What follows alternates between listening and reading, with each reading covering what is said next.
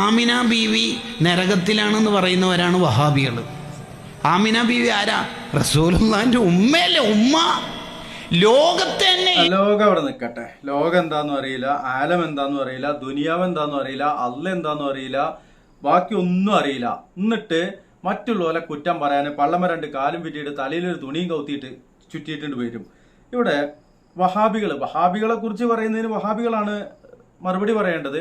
എങ്കിലും ഈ വിഭാഗീയത ഉണ്ടാക്കിക്കൊണ്ട് നടക്കുന്ന ഈ മുസ്ലിയാക്കന്മാര് ഈ പറയുന്നതിൽ വല്ല യാഥാർത്ഥ്യമുണ്ടോ എന്ന് നമുക്കൊന്ന് പരിശോധിച്ച് നോക്കാം.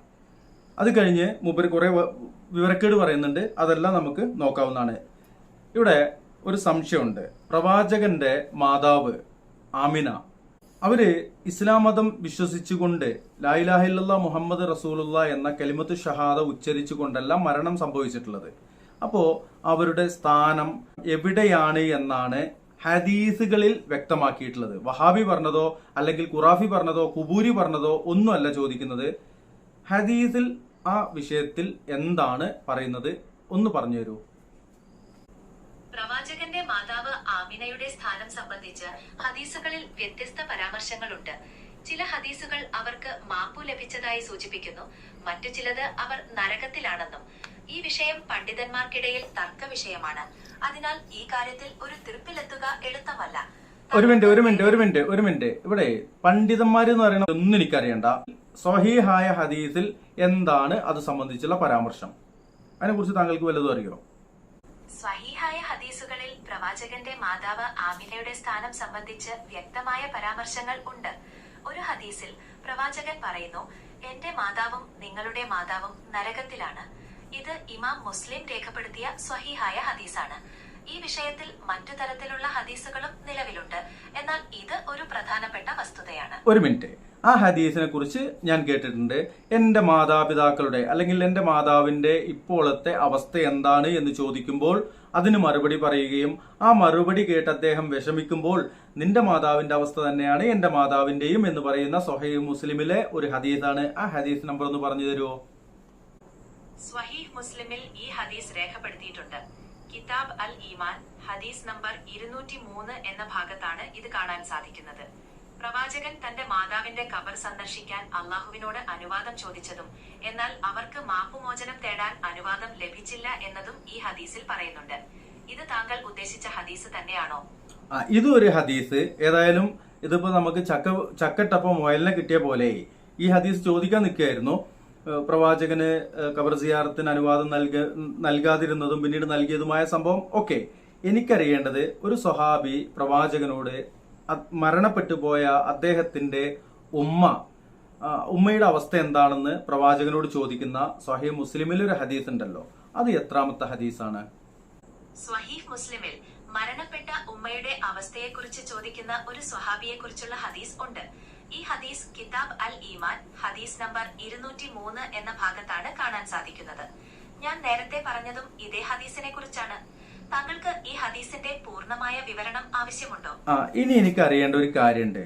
അതായത് പണ്ഡിതന്മാർ എന്ന് പറഞ്ഞാൽ പണ്ഡിതന്മാർ പരിശുദ്ധ ഖുർആന് സ്വഹീഹായ ഹദീസ് ഇത് അടിസ്ഥാനമാക്കി പഠനം നടത്തി, നിരൂപണം നടത്തി, ഗവേഷണം നടത്തി അവർ ഗ്രന്ഥങ്ങൾ രചിക്കാറുണ്ട്.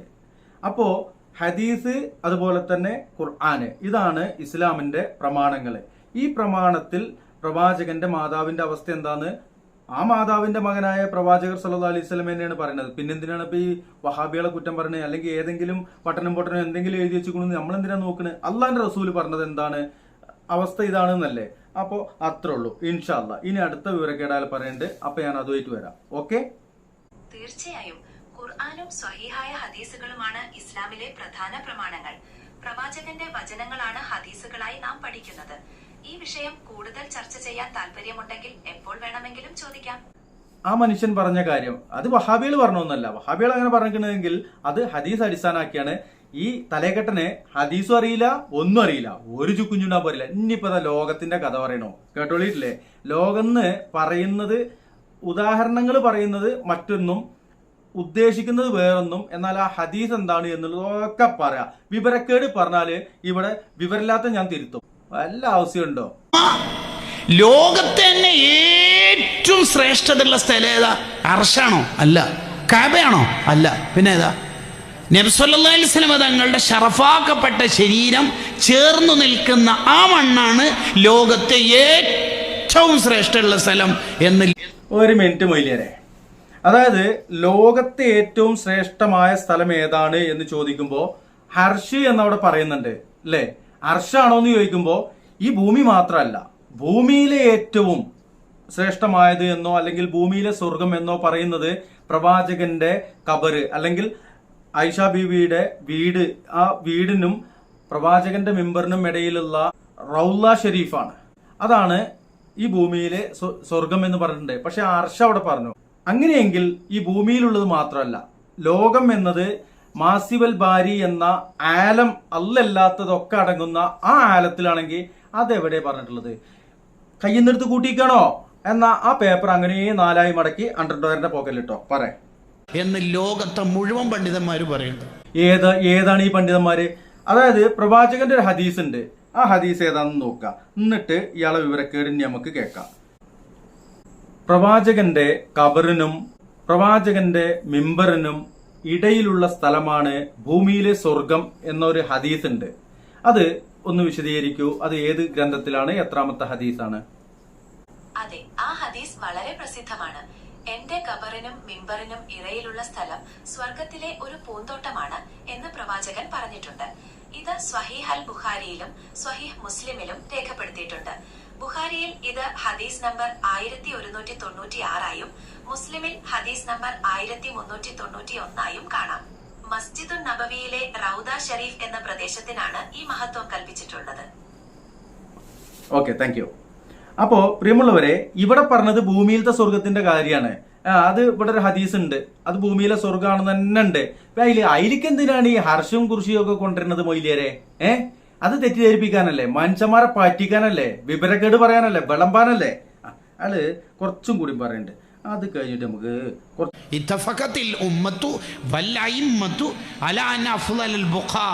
ലോകത്തെ ഏറ്റവും ശ്രേഷ്ഠതയുള്ള സ്ഥലം അതാ ബുർദ പറഞ്ഞത്. തെളിവെന്താ പറയണത്? ബുർദ. ഇവരെ തെളിവ് ബുർദയും അതേപോലെ മങ്കൂസും കുങ്കൂസും മങ്കീസും ഈ മനുഷ്യന്മാരുണ്ടാക്കിയ പാശ്ചാ നോണയും കളവും കെട്ടുകഥകളും, അതാണ് ഇവർക്ക് തെളിവ്. നമ്മളിവിടെ തെളിവാക്കിയതോ സോയൽ ബുഖാരിയിലും സോയൽ മുസ്ലിമിലുമുള്ള മുത്തഫഖുൻ അലൈഹിയായ ഹദീസ് നമ്പർ അടക്കം പറഞ്ഞു. ആ ഹദീസും അവിടെ കാണിച്ചു അല്ലേ? അത്രയും വ്യക്തമായിക്കൊണ്ടാണ് നമ്മൾ കാര്യങ്ങൾ പ്രതിപാദിക്കുന്നത്. അമ്മക്ക് പേടിക്കേണ്ട ആവശ്യമില്ല, അള്ളാന്റെ സഹായം ഉണ്ടാകും എന്നുള്ളതിന്റെ തെളിവ് ഇതാണ്. ചോദിച്ചോളൂ, ലഭിക്കും. അതിൽ സംശയമൊന്നുമില്ല. അപ്പൊ ഇവിടെ പറഞ്ഞത് എന്താണ്? ലോകത്തെ എന്നാണ് പറഞ്ഞത്. ലോകം എന്നതുകൊണ്ട് ഈ മനുഷ്യൻ ഉദ്ദേശിച്ചത് എന്താണ്? അള്ളാന്റെ റസൂല് പറഞ്ഞ ഹദീസ് ഭൂമിയിലെ സ്വർഗത്തെ കുറിച്ചാണ്. അതിനേക്കാൾ ശ്രേഷ്ഠമായ സ്ഥലങ്ങൾ ഇഷ്ടം പോലെ ഉണ്ട് മൊയ്ലിയരെ. പോയി പഠിക്ക്. 1ാം ക്ലാസ് മുതൽ പഠിക്കണം ഇതൊക്കെ, എന്നാലും വാല് വളഞ്ഞും കൊണ്ടാവും. അവിടുത്തെ ശരീരം ടച്ച് ചെയ്ത് നിൽക്കുന്ന സ്ഥലത്തിനേക്കാൾ സുഗന്ധമുള്ള സ്ഥലം ലോകത്തില്ല. ആ ശരീരം കുഞ്ഞിളം കാലത്ത് ആദ്യം ടച്ച് ചെയ്ത സ്ഥലം ഏതാ? ആമിന ബീവിയുടെ ഗർഭപാത്രം. നന്നായി. എന്താക്കി ഈ പറയപ്പെട്ട സ്ഥലം ഉണ്ടല്ലോ, അത് ആ ടച്ച് ചെയ്തതും കൊണ്ടാണെന്ന് പറയുന്നത്. ടച്ച് ചെയ്തോടത്തല്ല, അതിന്റെ അവിടുന്ന് അങ്ങിട്ടാണ്, മിമ്പർ വരെയാണ്. ഒരു കാര്യം അതൊന്ന് വിശദീകരിച്ചിട്ട് ആളുകൾക്ക് മനസ്സിലാക്കി കൊടുക്കൂല എന്ന് മാത്രമല്ല, ഉള്ളത് തെറ്റിദ്ധരിപ്പിച്ചുകൊണ്ട് പേപ്പിക്കും ചെയ്യും. പേപ്പിക്കാനായിട്ട് നടക്കുന്ന ശൈത്താന്മാര്, അതില് ഒരു ശൈത്താനാണ് ഈ ശൈത്താന്, പറ ശൈത്താനെ. എന്നിട്ട് ആ ആമിന ബീവി നരകത്തിൽ എന്ന് പറയണ വഹാബികൾ സ്വർഗത്തിൽ പോകും നിങ്ങൾക്ക് തോന്നുന്നുണ്ടോ? ആ വഹാബികൾ സ്വർഗത്ത് പോകില്ലെന്ന് എനക്ക് തോന്നുന്നുണ്ടോ? ഇജ്ജാണോ അപ്പൊ സ്വർഗത്തുകാരാ പോണില്ല? സ്വർഗത്തിന്റെ അഡ്മിൻ ഡയറക്ടർ ഇജ്ജാണോ അതോ കാര്യസ്ഥനോ? എന്തൊക്കെ നൊണ്ണയാണ് ചങ്ങായി ഇജ്ജ് പറയണത്? അല്ല, സ്വർഗത്തുകാരാ പോകുക എന്നുള്ളത് അന്റെ അനുവാദം വേണോ? ഇജ്ജ് ആരാ പറയാനേ? അല്ല, ഇത് ഇങ്ങനെയൊക്കെ പറയുമ്പോ ഇങ്ങനെ ചോദിക്കണം. പറയാ. ഈ വഹാബികൾ എന്ന് പറഞ്ഞാല് എപ്പോഴും നബി സല്ലല്ലാഹു അലൈഹി വസല്ലം തങ്ങളുടെ എതിര് ആന്റി ആയിട്ടേ ഉണ്ടാവുള്ളൂ. മുത്തുനബി 100 തെറ്റ് ചെയ്യുന്ന ഒരു ദിവസം, നബി തങ്ങൾ സാധാ മനുഷ്യൻ. നബി സല്ലല്ലാഹു അലൈഹി വസല്ലം തങ്ങളുടെ റസൂലുള്ളാഹി സ്വല്ലല്ലാഹു അലൈഹി വസല്ലം ഒരു ദിവസം 100 തവണയെങ്കിലും ഇസ്തിഗ്ഫാർ ചെയ്തിരുന്നു എന്ന് പറഞ്ഞാല് റസൂലുള്ള തെറ്റ് ചെയ്തു എന്ന് വ്യാഖ്യാനിച്ച ഇജ്ജല്ലേ തെറ്റുകാരൻ അല്ലേ? ഞാൻ നേരത്തെ പറഞ്ഞേ, ശൈത്താന്മാർ അങ്ങനെ തന്നെയാണ്. ശൈത്താൻ പറയട്ടെ. തങ്ങളുടെ ഉപ്പയുമ്മയും നരകത്തില് കണ്ട കണ്ടി വന്ന് പറഞ്ഞിട്ട് അന്റെ തൊള്ളപ്പൂട്ടല്ല, ഹദീസിൽ എന്താന്നുള്ളതല്ലേ ഇവിടെ വായിച്ചതും കേൾപ്പിച്ചതും കാണിച്ചതും. പ്രവാചകൻ എന്താണോ പറഞ്ഞത് അതാണ് ഞങ്ങൾക്ക് വേദവാക്യം. അല്ല എന്താ പറഞ്ഞത് അതാണ് ഞങ്ങൾക്ക് വേദവാക്യം. അല്ലാണ്ട് ഏതെങ്കിലും തലയെ കെട്ടും കെട്ടിയ വട്ടനും പൊട്ടനും പറഞ്ഞത് ഞങ്ങൾക്ക് പറ്റൂലട്ടോ. അതിനിപ്പോ വഹാബികൾക്കായാലും വേണ്ടില്ല, എന്നെ പോലെയുള്ള നിഷ്പക്ഷരായിട്ടുള്ള ലാ ഇലാഹ ഇല്ലല്ലാഹ് മുഹമ്മദ് റസൂലുള്ളാഹ് കിതാബുല്ലാഹ് സുന്നത്ത് റസൂലുള്ളാഹ് എന്നും പറഞ്ഞു നടക്കുന്ന ആളുകൾക്കും പറ്റൂലാന്ന്. ഇതിങ്ങനെ പറ്റൂലാന്ന് പറയും. പറയാം, നബി തങ്ങളുടെ മൗലിദ് കഴിക്കാൻ പാടില്ല. നബിതങ്ങളെ മൗലീദ് കഴിക്കാൻ പാടുണ്ട് എന്ന് എവിടെയുള്ളത്? അത് കഴിക്കൽ സുന്നത്താണെന്നോ അല്ലെങ്കിൽ അങ്ങനെ എന്തെങ്കിലും എവിടെയെങ്കിലും ഉണ്ടോ? ഇനി അല്ല, നബിതങ്ങള് ദീൻ പഠിപ്പിച്ച സ്വഹാബാക്കള് കഴിച്ചിട്ടുണ്ടോ? താബീങ്ങൾ കഴിച്ചിട്ടുണ്ടോ? താബീങ്ങൾ കഴിച്ചിട്ടുണ്ടോ? ആ 3 തലമുറക്ക് അറിയാത്ത ഈ കള്ളക്കഥ അതെന്തിനാ ഞങ്ങള് കഴിച്ചിന് അല്ലെങ്കിൽ വഹാബികൾ കഴിച്ചിന്? മുസ്ലിം ഉമ്മത്തിന് അത് കഴിക്കേണ്ടതില്ല. അതിന്റെ ഒരു ഉത്തരവാദിത്വമല്ല, അത് തള്ളപ്പെടേണ്ടതാണെന്ന് പറഞ്ഞു. പിന്നെ നിങ്ങൾ കുബൂരി ഖുറാഫികളും കൊണ്ട് കിടക്കേണ്ടത് നിങ്ങൾ നടന്നോളി, തലയിലേറ്റിക്കോളി. അതിനല്ലേ തെരിക കെട്ടിയിരിക്കണത് ഈ പാളക്കിതാബേറ്റാന്. എപ്പോഴും റസൂലുള്ളാഹിന്റെ എതിർവശത്തെ അവരുണ്ടാവുള്ളൂ, ആന്റി സ്വഭാവത്തിലുണ്ടാവും. അതാണ് മതയുക്തിവാദികൾ എന്ന് പറയുന്നത്. മതത്തിന്റെ അകത്തുനിന്ന് യുക്തി കൊണ്ട് ചിന്തിച്ചിട്ട് മതത്തെ തിട്ടപ്പെടുത്തുന്നവർ. ആരാണ് മതയുക്തിവാദികള്? ആരാണ് ഈ മതയുക്തിവാദികള്? ഖുർആനും സുന്നത്തും ഫോളോ ചെയ്ത് അതനുസരിച്ച് ജീവിക്കണം മതയുക്തിവാദി.